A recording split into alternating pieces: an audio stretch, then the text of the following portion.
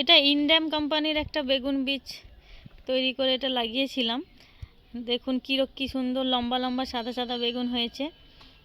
অনেক অনেক অনেক আগে আরও অনেক বেগুন ধরেছিল, সেইগুলো আমরা তুলে খেয়ে নিয়েছি।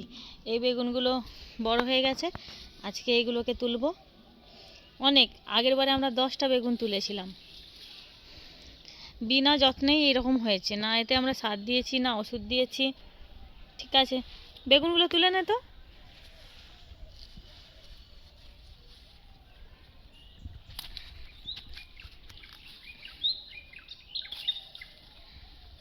ওটা তুল, উপর একটা তুল।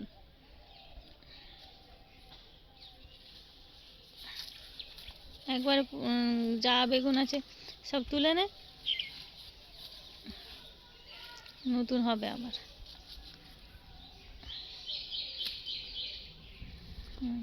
আর নেই তো কোথাও গাছে? এবার একটু সার দিবি। এই 3টেতে মোটামুটি 1 কেজির মতো হয়ে যাবে। এটা হলে এখন আজকে আমরা এটাকে কিছু একটা রেসিপি বানিয়ে খেতে হবে।